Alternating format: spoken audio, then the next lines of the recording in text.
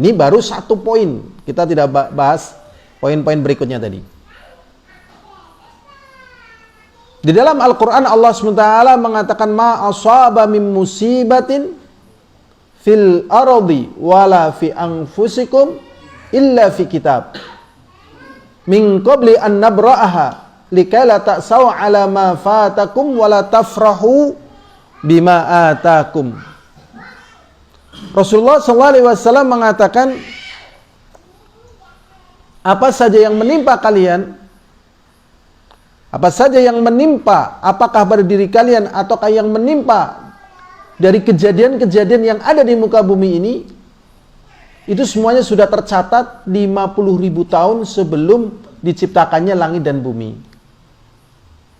Jadi kejadian-kejadian yang ada dari catatan sejarah yang banyak, ini sudah diketahui oleh Allah dan terjadi sebelum Allah ciptakan itu semuanya. Allah menunjukkan hikmahnya likai la ta'saw, supaya kalian jangan putus asa. Ala ma fatakum, atas apa yang terlewatkan dari kalian, wala tafrahu bima atakum, dan jangan bangga dengan apa yang Allah berikan kepada kalian. Jadi bangga itu kayaknya sudah menjadi tabiat. Hampir tidak ada yang lepas dari bangga tatkala mendapatkan kemenangan yang gilang gemilang, pencapaian yang luar biasa, baik tingkat terkecil sampai tingkat dunia. Dan jarang yang merasa tidak terpuruk tatkala terjatuh dari tingkat terkecil sampai seterusnya. Padahal di sini dari keyakinan yang dituntunkan di dalam agama kita, di sini ada qada dan qadar Allah Subhanahu wa taala. Jadi kalau misalnya menang, maka ini pun dengan kemudahan dari Allah. Dan kalau misalnya kalah, sesungguhnya Allah pun tahu hikmah, kebaikan dari apa yang terjadi. Ini baru satu poin keyakinan, yaitu ridha terhadap qada dan qadar Allah. Dan dalam kehidupan dunia ini, betapa banyak manusia yang sehat, yang berhasil, yang memiliki segala sesuatu yang gemilang. Tatkala Allah SWT ambil dari bagian yang dia miliki, biasanya di sini dia merasa tidak sanggup, sehingga mengatakan, mengapa semua ini terjadi? Betapa cepatnya, ya, betapa cepatnya kehancuran ini. Ya, kadang berontak. Tetapi bagi mereka yang yakin tidak ada yang terlepas dari qada dan qadar Allah, maka dia kembali mengatakan, wa ma qadarallah fa'ala. Atau dia mengatakan qad qadarallah, ataupun dia mengatakan qadarullah. Semuanya ini sudah tercatat di Lauhul Mahfuz, sudah ditakdirkan oleh Allah 50.000 tahun sebelum diciptakannya langit dan bumi. Sebelum diciptakannya langit dan bumi, semuanya sudah tercatat qadarullah.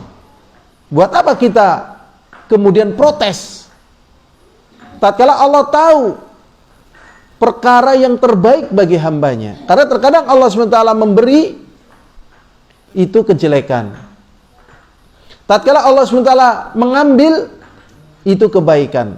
Seperti misalnya kisah tentang Khadir dengan Musa alaihissalatu wassalam, tatkala ada kapalnya anaknya orang soleh kemudian dirusak. Kemudian Musa pun protes, kenapa ini?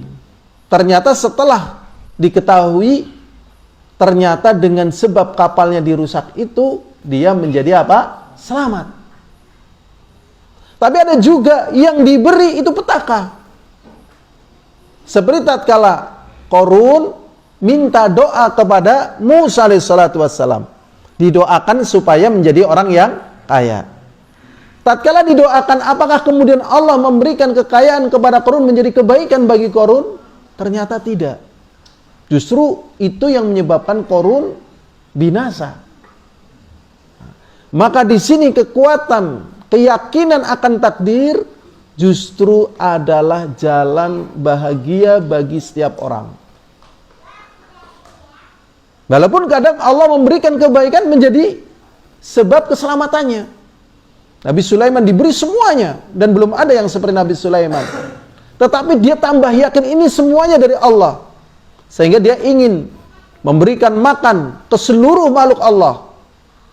Karena minta terus oleh Allah diizini. Sehingga berkumpul seluruh makhluk-makhluk Allah dengan makanan yang sangat panjang sekali. Kemudian Allah ingin tunjukkan bahwasanya makanan yang demikian banyak, pertama kali yang Allah perintahkan adalah, saya ingat saya itu kalau bahasa kitanya itu ikan terbang. Maka seluruh makanannya adalah apa? Habis. Baru tersadar, iya betul. Ya.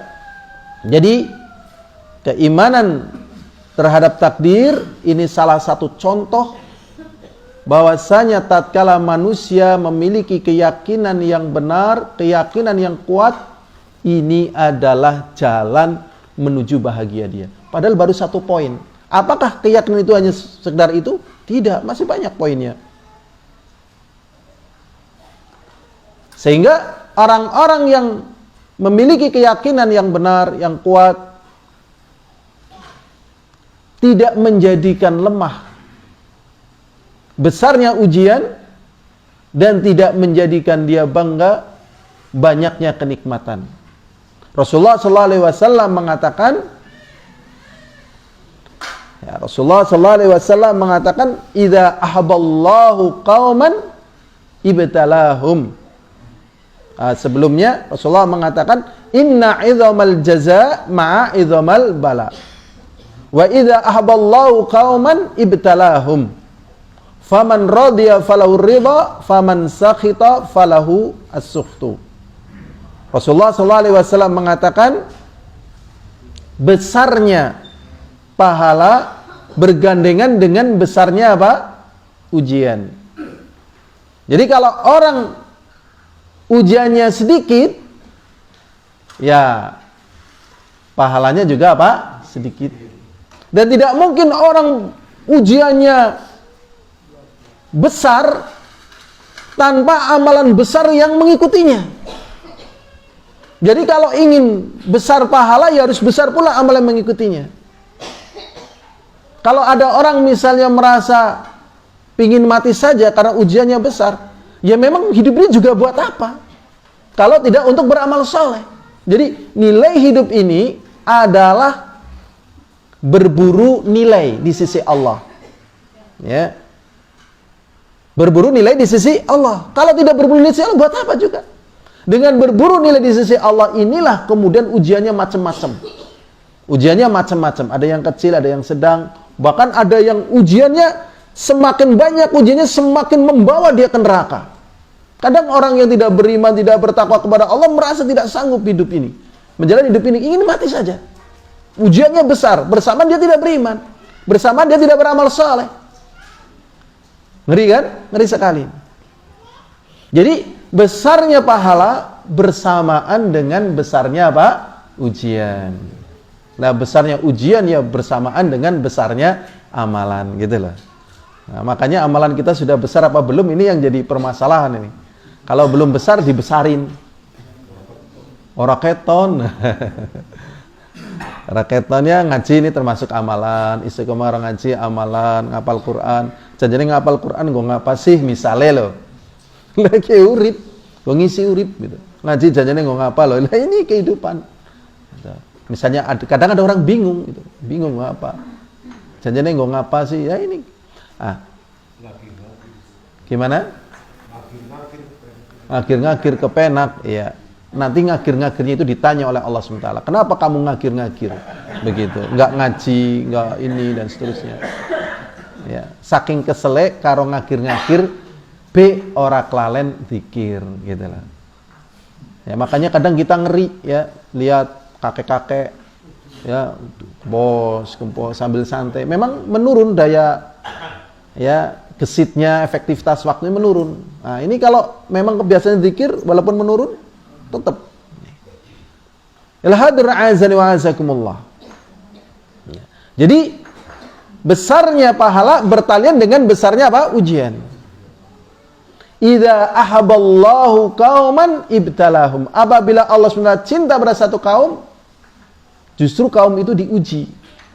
Makanya para sahabat kalau dapat nikmat yang besar itu khawatir. Aja-aja nih. Jadi kalau kita misalnya badan sehat, semuanya enak, semuanya nyaman, waspada. Gitu loh.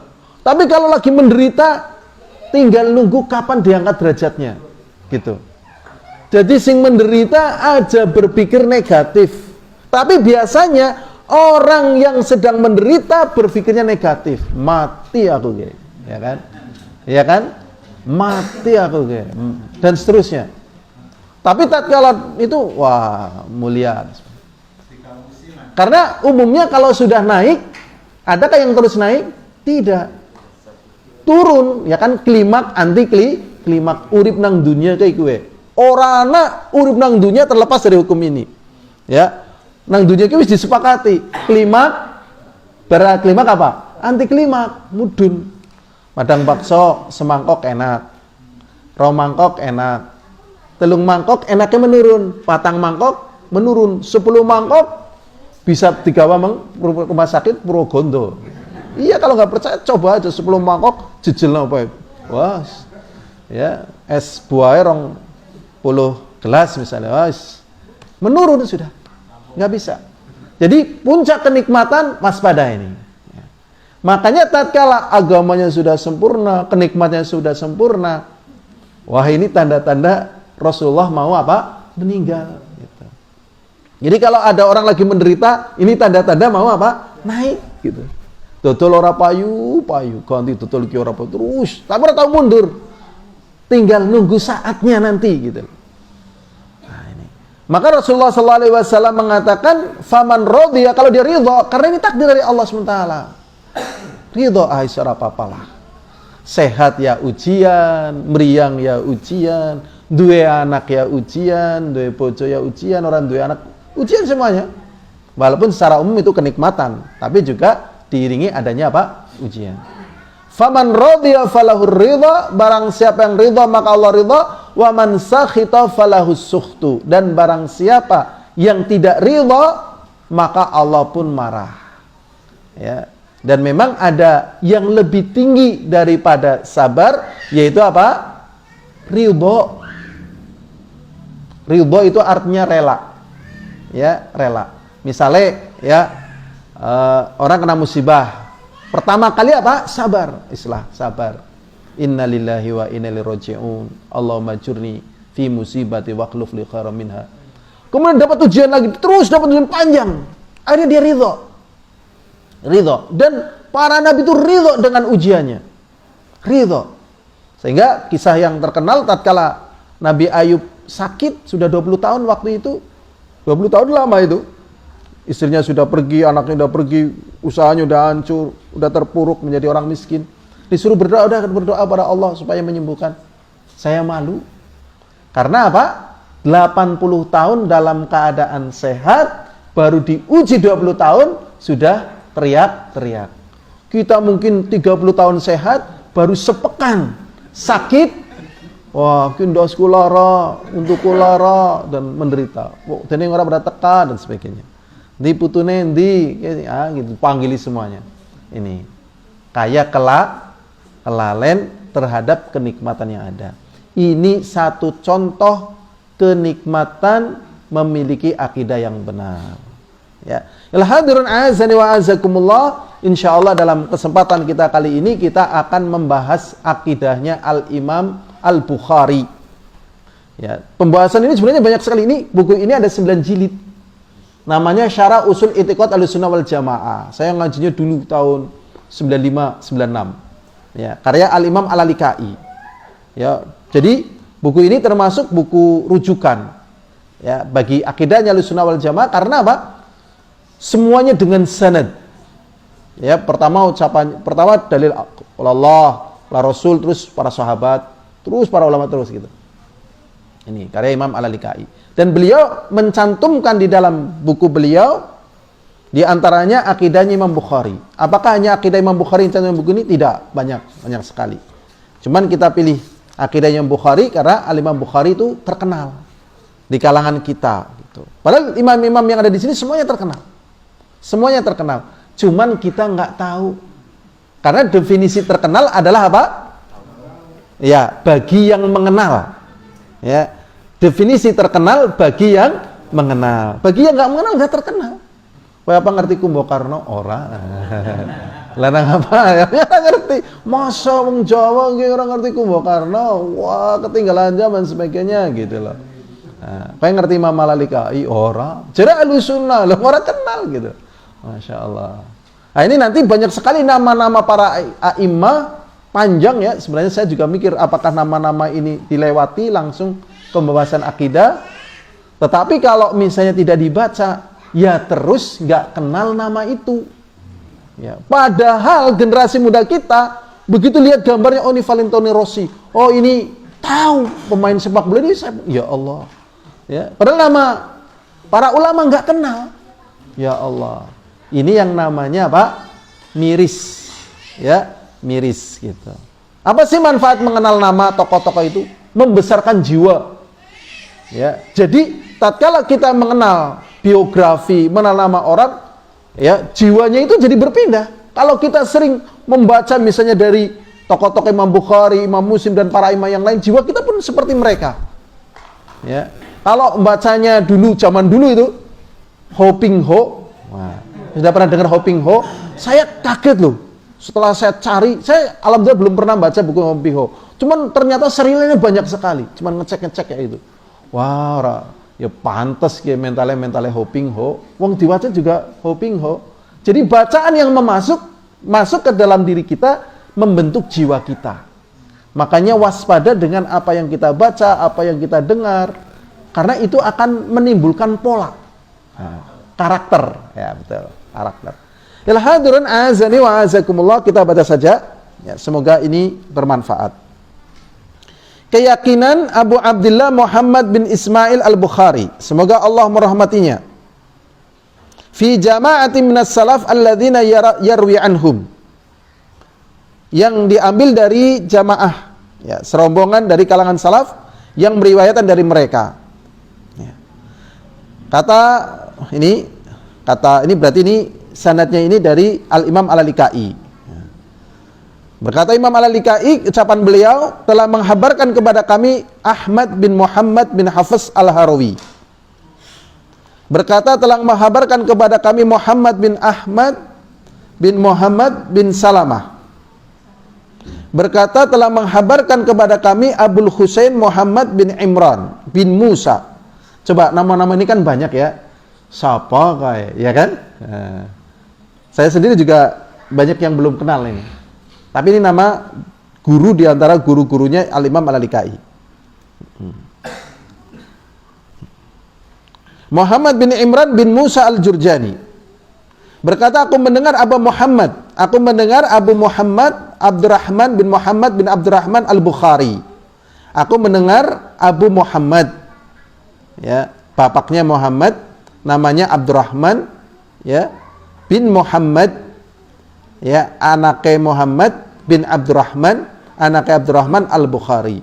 Ya, maksudnya Al-Imam Bukhari gitu. Jadi anaknya Imam Bukhari namanya Abdurrahman. Panggilannya Abu Muhammad. Bapaknya Imam Bukhari juga namanya Abdurrahman. Ya.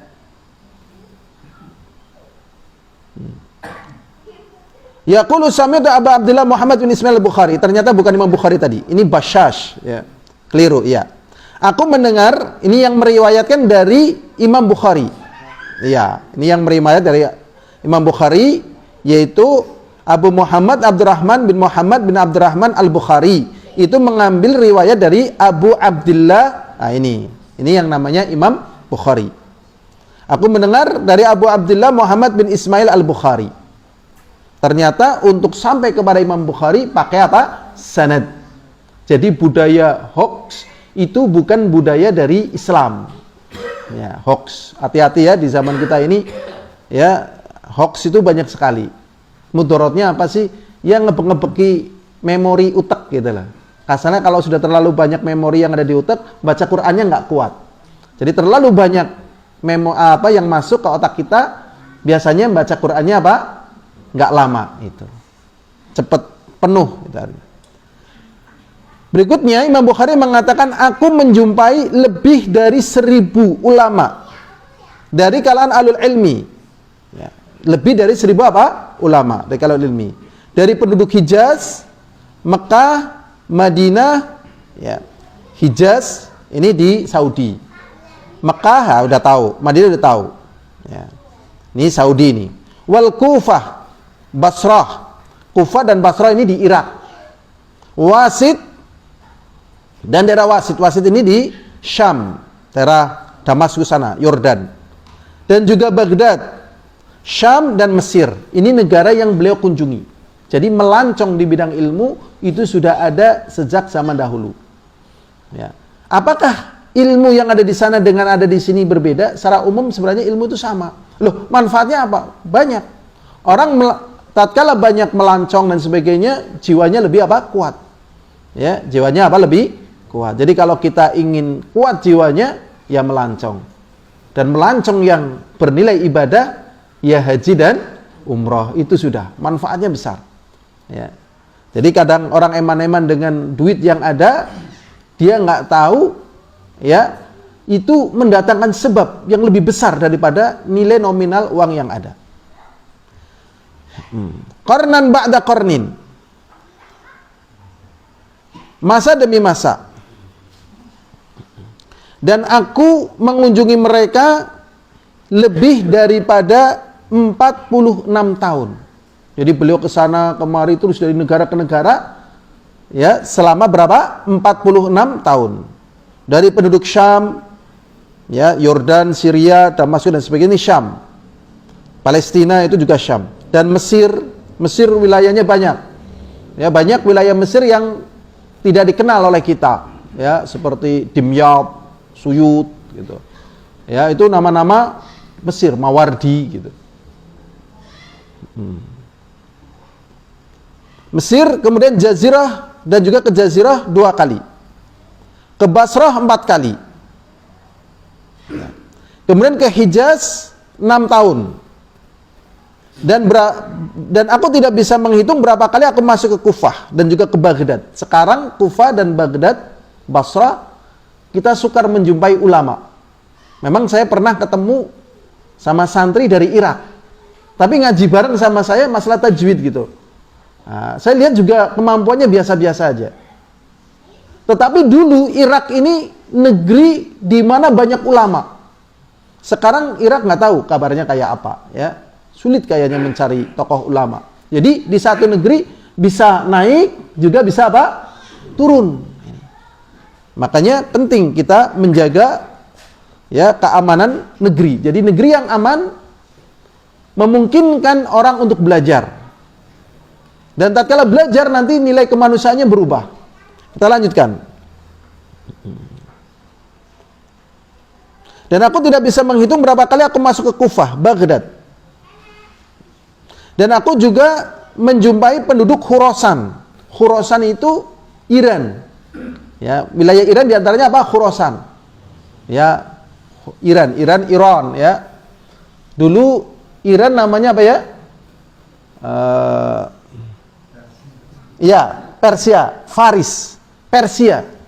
Jadi termasuk negara adidaya itu Iran, Faris. Ya, kalau Teheran itu Tohron. Ya, Tohron itu orang nyebutnya apa? Teheran. Ini Persia ini. Ya, Iran. Di antaranya Al-Makki bin Ibrahim. Ini tokoh ulama Ahlussunnah wal Jamaah yang ada di Iran. Tapi coba kita membaca kitab para ulama belum pernah menjumpai nama ulama misalnya dari Purwokerto itu belum pernah. Iya, Imam Nawawi dari nggak ada. Indonesia ini saya juga nggak tahu. Memang saya lagi meneliti tokoh ulamanya siapa aja. Cuman saya pernah kaget ini ya. Saya pas di tempat teman, dia ternyata katanya sudah doktor ya, sudah doktor. Memang saya tahu dia pernah kuliah di farmasi UGM, terus ketemu saya waktu itu, kemudian dia keluar, kemudian lanjutan ke Saudi LC. Setelah itu ternyata dia melanjutkan S2 di mana itu di UMS. Tapi katanya dapat doktor setelah itu di Malang katanya. Cuman saya belum tahu doktornya, kalau S2-nya iya, tapi dia katanya udah dapat. Karena dia mencantumkan gelar doktor untuk rekomendasi. Lah, tatkala dia ngisi pengajian gitu ya, saya di atas, dia di bawah, ngajar santrinya. Dia menjelaskan di Indonesia ini dulu pernah ada nabi gitu. Waduh, setelah ngaji saya heran, apa ada dalilnya di Indonesia ada nabi gitu? Ya karena dari jumlah nabi yang sangat banyak sekali itu, nabi yang wajib diketahui kan 25. Ya, tapi dari itu kan masih banyak nabi-nabi yang tidak dikenal. Dan tidaklah Allah mengutus seorang nabi kecuali dengan bahasa kaumnya. Nah, sehingga dia mengatakan di Indonesia bisa tidak ada nabi. Ya bisa jadi. Tapi masalah ini memang kan asing, sulit. Ya, termasuk katanya di Indonesia ada seorang sahabat, dulu katanya ada seorang pakar sejarah namanya ada Bidarban gitu ya. Tapi kita juga sulit mendeteksi ini. Ya, katanya di mana itu di Cina juga ada seorang sahabat, juga sulit. Ya, karena data sanadnya itu belum tertulis. Ini aslinya buku ini itu manuskrip. Manuskrip itu artinya tulisan tangan. Jadi dulu buku-buku ini tertimbun. Ya, pas masa penjajahan itu, ya, dulu Indonesia jajah Belanda, Saudi dijajah Inggris dan sebagainya. Warisan-warisan para ulama tertimbun. Setelah kemudian Saudi merdeka, kemudian melakukan proyek penelitian manuskrip. Manuskrip itu artinya nuskhah, tulisan tangan. Nah, yang meneliti manuskrip ini namanya Dr. Said Hamdan, orang Saudi sana, meneliti. Kemudian dicetak. Jadi banyak sekali manuskrip-manuskrip setelah negeri aman, kemudian bisa disuguhkan ke masa kita saat ini. Jadi ini awalnya ini berupa apa? Tulisan tangan coba. Jadi kelebihannya kita pakai kitab, kita itu menembus lorong waktu. Bush gitu loh. Badan kita masih di sini di waktu ini, tetapi keadaan-keadaan di zaman dahulu kita menjelajah ke sana gitu. Nah ini, jadi menembus lorong waktu ini dengan sanad, bukan dengan apa? Badan kemudian waktunya berubah, itu nggak ada. Itu termasuk pelajaran apa? Kufur. Dan pelajaran kufur ini tidak bisa dinyatakan secara visual, secara nyata kecuali dengan film dan sebagainya. Ya, masuk lorong waktu kan tahun 1945, kau menjumpai lagi perang kemerdekaan gitu kan. Komitmen ini pelajaran kufur. Udah pernah lihat yang masuk lorong waktu ngelomboi itu merusak akidah itu. Ya, masuk terus nangkanya anak maning, ya Allah, ini ngerusak ini. Ya, ngerusak, nggak benar. Yang sudah berlalu tidak akan terulang lagi. Nah, kalau mau bisa prolong waktu, misalnya kita tahun berapa yang di masa Firaun hidup, Mesir, ketemu Firaun, sudah betul mengenai, kan nggak mungkin padahal Firaun sudah mati. Ini pembodohan, tapi divisualisasikan sehingga hadir dalam kenyataan. Jadi memang ada peradaban jin dan ada peradaban kita. Jadi yang menguasai dunia ini oleh Allah SWT ada kita. Cuman jin juga ingin peradabannya ini masuk ke dalam peradaban kita. Yaitu mungkin masuk kepada ya orang-orang yang semacam itu, kemudian divisualisasikan. Tatkala mereka bisa memvisualisasikan atau berupa cerita. Berupa cerita dari para dukun dan sebagainya.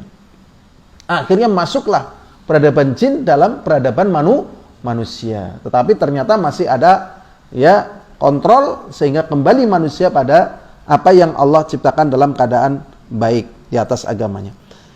Al-hadirin azani wa azakumullah. Kemudian di Syam, nih namanya banyak sekali nih. Telaten nggak ini dengerin kayak gini? Telaten aja ya, nggak apa-apa, sabarlah. Masa orang tahun dengerin jenengane ulamane dewek ya kan? Sabarlah. Ya, sabar. Ya, saya juga berusaha untuk sabar. Iya, sama. Al-Maki bin Ibrahim wa Yahya bin Yahya wa Ali bin Hasan bin Syaqi wa Qutaibah bin Sa'id wa Syihab bin Ma'mar. Ini nama ulama-ulama yang ada di Khurasan. Khurasan sekarang masuk wilayah mana? Iran, ya. Kemudian di Syam. Syam ini sekarang udah pecah-pecah. Ya, Syam itu ya ada Palestina, ada Syria, ada macam-macam itu, ya. Maladewa entah masuk wilayah mana nggak tahu. Ya. Syam ada namanya Muhammad bin Yusuf Al-Firyabi. Ini nama ini sangat terkenal. Muhammad bin Yusuf Al-Firyabi. Wa Abu Mushir Abdul A'la bin Mushir. Dan juga Abul Mughirah Abdul Quddus bin Hajjad. Ya. Abal Yaman, tetapi di sini yang benar bukan Abal Yaman, tapi Abal Haman. Al-Hakam bin Nafi'. Wa min ba'dihim iddatan katsirah. Dan setelah mereka berulang-ulang. Jadi ini ke Syam ini nama ulama yang dikunjungi oleh Imam Bukhari sekian kali. Bayangkan dulu padahal belum ada apa? Pesawat, ya kan? Pesawat urungana, Android urungana, ya kan? Motor urungana, lah itu. Kebesaran tekad gitu. Ya, ada satu pembahasan menarik ya. Sebenarnya manusia itu kecerdasannya semakin lama semakin menurun atau semakin meningkat? Menurun ya? Iya, karena dengan banyaknya kemudahan. Ya, banyaknya apa? Kemudahan. Jadi bebeh mikir. Ya, bebeh mikir, ya. Jerene wong jere para guru pengamat nek zaman gemien kan kepriwe carane ilmu mlebu aring awak ya kan. Nek siki nggo ngapalah. Wong googling be ketemu ya enggak? Googling ketemu ya kan masyaallah. Tetapi ada satu hal yang penting untuk kita ketahui ya. Kalau kita tidak mengetahui ilmu, banyak di Google itu nggak benar, terutama dalam masalah ilmu agama. Oh ini keliru dan sebagainya. Tapi kalau kita tahu ilmu, oh ini benar bisa diambil gitu. Ya. Jadi tetap butuh ilmu. Adapun fenomena yang ada itu hanya kenikmatan tambahan. Maka jangan lepas dari yang namanya apa? Belajar. Berikutnya hadirin azani wa azakumullah. Di Mesir ada Yahya bin Katsir. Ini sangat terkenal juga. Dan Abu Saleh. Ya. Kemudian di Mekah Abdullah bin Zaid Al-Muqri dan juga ulama yang lainnya. Di Madinah ada Ismail bin Abi Uwais, Muhammad Tharib bin Abdullah dan ada yang lainnya. Ini kalau dibaca semua nggak habis. Kemudian di Basrah, kemudian di Kufah, kemudian di Baghdad dan juga kemudian di Ahlil Jazirah dan juga di Wasit dan juga di Maru. Ini nama ini jarang yang dengar. Ternyata Maru itu termasuk wilayah yang ada di Khurasan. Nah, kami cukupkan kata Imam Bukhari dengan menyebutkan beberapa contoh tersebut supaya ringkas. Jadi Imam Bukhari pun merasa tidak mampu untuk mengucapkan semuanya karena yang namanya orang seperti detail seperti ini mesti apa? Bosen gitu loh. Mesti bosen. Jadi kalau kita lihat orang-orang pinter adalah orang-orang yang mau masuk ke dunia yang membosankan. Iya benar, Masya Allah. Dan kalau orang umum biasanya dunia-dunia yang instan. Jadi kita masih jumpai orang-orang yang telaten luar biasa. Nah, kenapa sih? Ya inilah yang namanya ya mengambil bagian-bagian yang besar dalam kehidupan. Coba Imam Bukhari sampai 46 tahun meneliti seperti ini coba Pak. Kemudian al-hadirin azani wa azakumullah kita mulai masuk kepada pembahasan akidah yang disampaikan oleh Imam Bukhari. Walaupun di dalam akidah yang dituliskan Imam Bukhari ini tidak semuanya beliau sebutkan. Tetapi disebutkan oleh para ulama yang lain. Sekarang pertanyaan, kenapa beliau tidak menyebutkan perkara-perkara lain yang termasuk itu akidah? Ya, karena biasanya para ulama menulis tentang akidah, tentang prinsip-prinsip seperti ini, biasanya ada ya penggoyangan akidah. Ada apanya? Penggoyangan akidah. Jadi akidah digoyang itu. Akidah apa? Digoyang. Supaya orang kembali mantap kepada kejelasan akidah dijelaskan ini loh. Gitu loh. Ini loh dimunculkan lagi. Ini loh. Sehingga kembali menjadi apa? Benar. Ya. Kita lanjutkan. Ini. Beliau pertama kali mengatakan an-dina qaulun wa amalun. Ini poin pertama dari akidah yang beliau sampaikan. Bahwasanya agama itu adalah ucapan dan perbuatan. Sehingga tatkala seseorang hanya mengucapkan itu belum dikatakan mengamalkan agama. Dan itu sering terjadi. Lah urip nang dunia ya kudu syukur. Tesiana awan ya tesiana pangan gitu. Tapi nggak sholat gitu loh. Iya kan? Wis lah sing pokoknya sing legowo, sing jembar dadane, aja panas ten, aja drengki, aja srei. Gitu. Bijak sekali kata-katanya, tapi cuman kata-kata saja itu nggak cukup. Harus disertai dengan amalan. Makanya coba, antum mungkin pernah melihat master dalam bidang apapun. Biasanya kalau sudah master, cuman lihat gitu loh. Lihat gitu. Saya pernah sakit di Jogja itu, ternyata ada dokter yang cuman jalan-jalan tok gitu loh. Jalan-jalan, muter-muter tok kayak gitu. Sananya itu siapa? Itu dokter besar gitu loh. Oh, dokter besar malah jalan-jalan tok dalam-dalam kayak gini. Dengan dalam-dalam itu sudah cepat menangkap segala sesuatu. Sekarang misalnya ya, itu siapa sih yang nggak sholat di saat sholat jamaah ditegakkan? Ustadz besar.